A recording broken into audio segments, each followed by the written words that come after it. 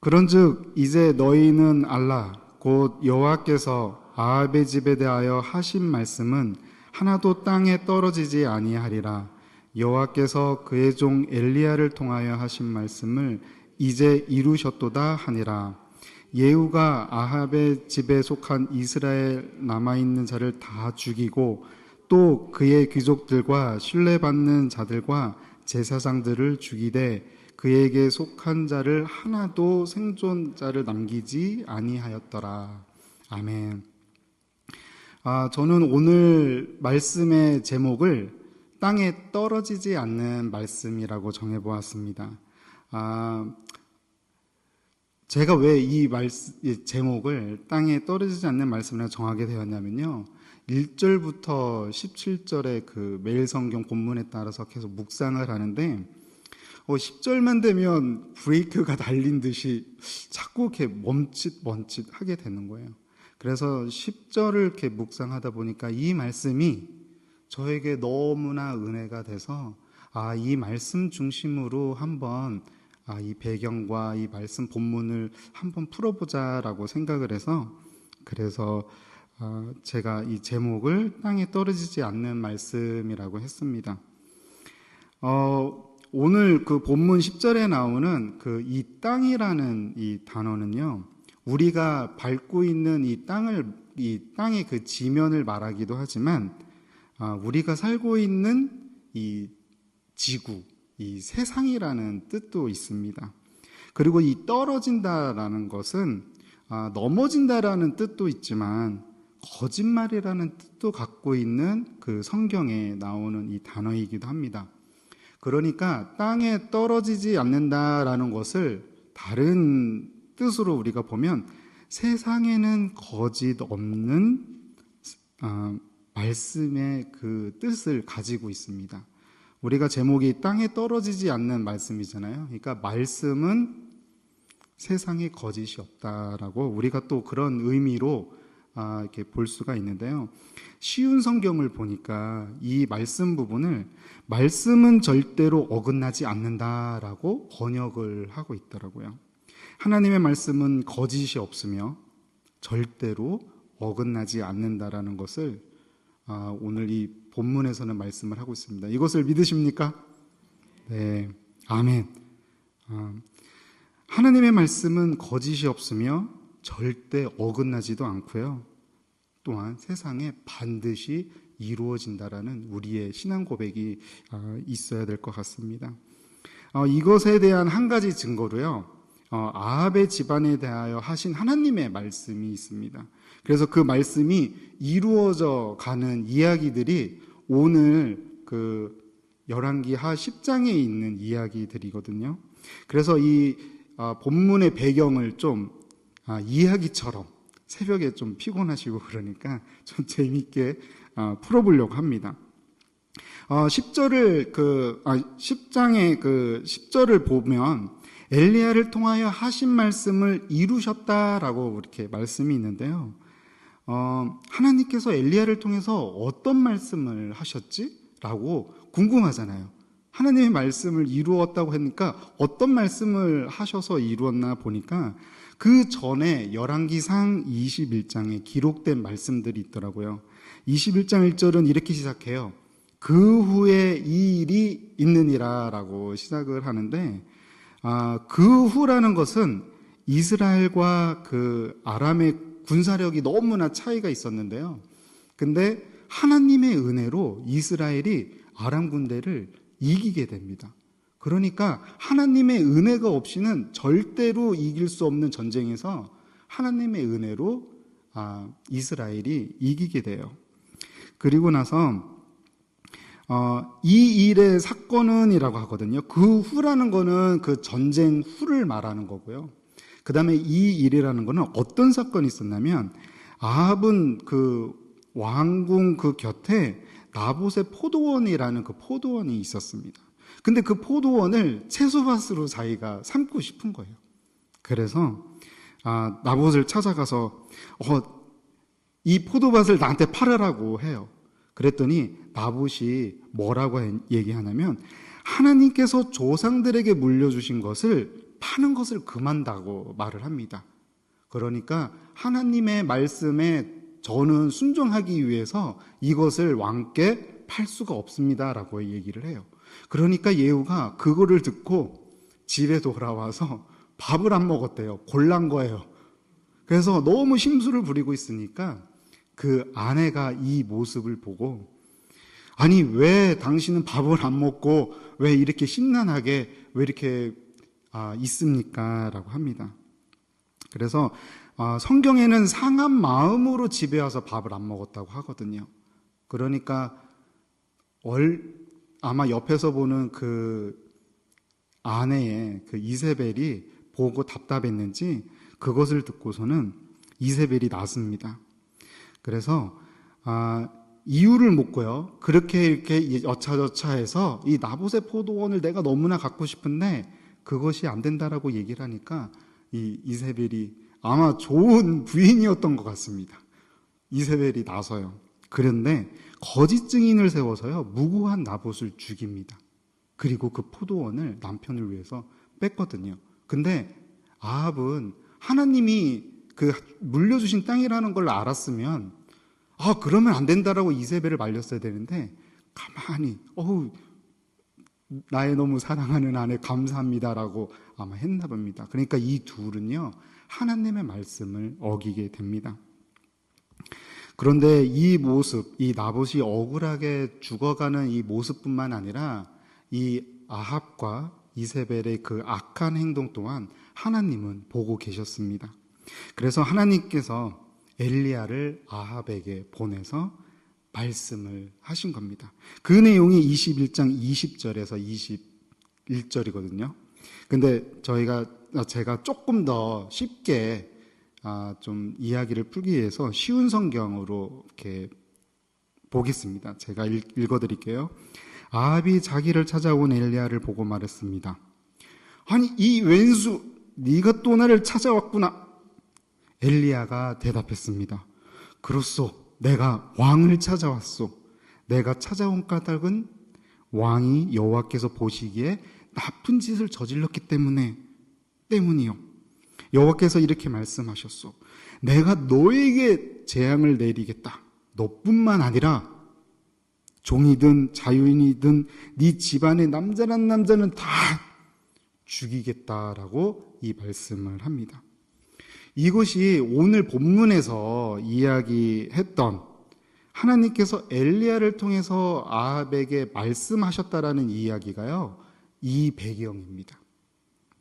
그런데 말입니다. 아합과 이사벨은 나봇을 죽이고 포도원을 빼앗았다라는 내용만 저희가 알았잖아요. 근데 이것이 그렇게 이 자손까지 다 죽여야만 할 그 심판의 그런 잘못일까라는 그런 의문을 저는 가졌습니다. 그런데 말씀들을 더 후에 찾아보니까요, 열왕기상 21장 25절하고 26절에 이렇게 설명하고 있습니다. 아합처럼 여호와 앞에서 나쁜 짓을 그렇게 자주 하는 사람이 없었습니다. 아합은 그의 아내 이세벨이 시키는 대로 나쁜 짓을 했습니다. 아합은 아모리 백성들과 같이 우상들을 섬기는 무서운 죄를 지었습니다. 아모리 사람들이 그런 죄를 지었기 때문에 여호와께서는 그들을 그 땅에서 쫓아내셨습니다. 이 말씀을 통해서 우리가 알 수 있는 것은 아합은요, 이세벨과 함께 나쁜 짓을 너무 자주 했다라고 기록을 하고 있고, 무엇보다 우상들을 섬기는 무서운 죄를 범했다고 합니다. 이것이 아합 집안의 그 심판을 받게 된 원인이라고 할 수 있습니다. 근데 오늘 본문에 있는 그 열왕기하 10장의 말씀은요, 아합 집안의 그 이 원인이 있고 심판에 대한 결과의 이야기라고 보시면 됩니다. 이 아합 집안의 심판은 여호사밧의 아들 그 예후가 이스라엘의 그 왕이 되면서 그 아합에 대한 심판의 그 예언을 듣고 하나님의 심판이 그 본격적으로 시작되는 이야기들입니다.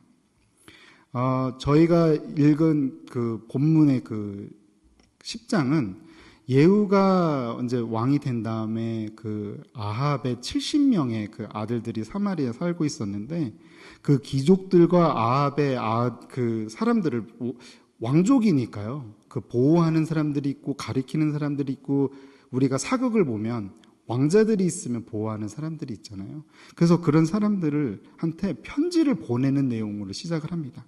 그래서 편지의 내용이 이렇습니다. 열왕기하 10장 2절과 3절을 보면요. 왕의 아들들이 당신과 함께 있소. 당신들에게는 전차와 말들이 있고 성벽에 있는 굳건한 성과 무기가 있소. 그러므로 이 편지를 받거든 즉시 왕의 아들들 가운데 가장 뛰어나고 쓸만한 사람을 왕으로 세우고 당신들은 왕의 집안을 위해 나와 싸울 준비를 하시오라고 이야기를 합니다. 그러니까 이 이야기는요, 편지를 보내서 예후가 그 사람들에게 한 명을 왕으로 세워가지고 나랑 싸우게 해라, 그렇게 이야기를 합니다. 그런데 한마디로 이것은 선전포고를 한 것입니다. 예후는 아합의 아들 그 요람 왕과 유다를 다스리던 그 아하시아 왕을 모두 죽였기 때문에 이 사람들한테는 두려움의 존재였기 때문에 아마도 이렇게 나하고 싸우자 하면 당연히 싸울 자신이 없다라고 아마 알고 있었던 것 같습니다. 그래서 이 사마리아에 있는 지도자들은요, 두려움에 있던 사람들이었습니다. 그래서 그들은 사자를 예후한테 보내요. 이 편지를 읽고 그 예후한테 사자를 보내서 우리는 당신의 종입니다. 당신 말이라면 무엇이든 따르겠습니다. 라면서 항복을 합니다.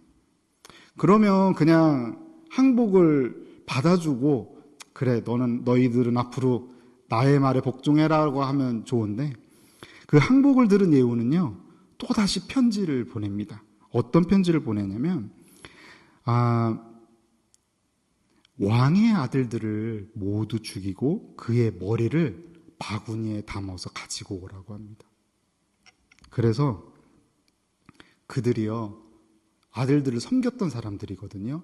어떻게 보면 충신들이 남아있는데 그들이 예후의 이야기를 듣고 자기를 가리켰던, 자기가 키웠던 그런 왕들의 아들들을 목을 다 베가지고 그 70명의 목을 베서 예후에게 바치게 됩니다. 그들은 그렇게 하였고요. 또 그 이후 아합의 친척들까지 다 어쨌든 죽게 됩니다. 오늘의 본문에 읽었던 그 12절을 한번 다시 읽어보도록 하겠습니다. 우리 함께 읽어볼까요? 그 쉬운 성경으로 열왕기하 10장 11절 함께 읽어보겠습니다. 그리하여 예후는 아직 이스라엘에 살아남아 있는 아합의 집안 사람들을 모두 죽였습니다. 그리고 아합을 섬기던 지도자와 아합의 가까운 친구와 제사장들도 다 죽였습니다. 아합에게 속한 사람 중에는 한 사람도 살아남은 사람이 없었습니다. 그러니까 오늘 제가 이야기 나누었던 이 두 가지 이야기가 있잖아요. 이 두 가지 이야기를 정리를 해보면 아합이 죄를 범하였습니다. 그래서 그로 인하여서 아합에게 속한 사람들, 뭐 가족이고 친구고 그 아합에게 속한 사람들은 한 사람도 남지 않고 심판을 받았다라는 것이고요. 이것을 17절 후반부에는 여호와께서 엘리야를 통해 말씀하신 대로 된 것이라고 이렇게 반복하여서 하나님의 심판이었음을 강조를 합니다. 저는 이런 질문을 하게 돼요. 하나님은 왜 이토록 너무 처참하고 무섭게 심판을 하셨을까라고 생각을 해보았습니다. 그런데요, 우리가 이미 아까 나누었듯이 우상을 섬기는 무서운 죄를 섬겼다고 하고 있습니다. 그런데 열왕기상 16장에는 조금 더 자세하게 설명이 되어 있거든요. 제가 이걸 읽어드리도록 하겠습니다. 열왕기상 16장 30절과 33절이거든요. 오므리의 아들 아합은 여호와께서 보시기에 악한 일을 많이 했습니다. 아합은 전에 있던 다른 왕들보다 더 악했습니다. 아합은 느밧의 아들 여로보암이 지은 죄를 그대로 따라했을 뿐만 아니라 그보다도 더 큰 죄도 지었습니다. 아합은 시돈 사람의 왕 엣바엘의 딸 이세벨과 결혼했습니다. 아합은 바알 신을 섬겼고 예배하기 시작했습니다. 아합은 사마리아에 바알 신전을 세웠습니다. 그리고 그곳에 바알을 섬기는 제단을 쌓았습니다. 아합은 아세라 우상도 만들어 섬겼습니다. 아합은 전에 있던 다른 어떤 왕보다도 더 이스라엘의 하나님 여호와를 노하게 했습니다. 저는 그냥 포도원만 뺏은 줄 알았어요.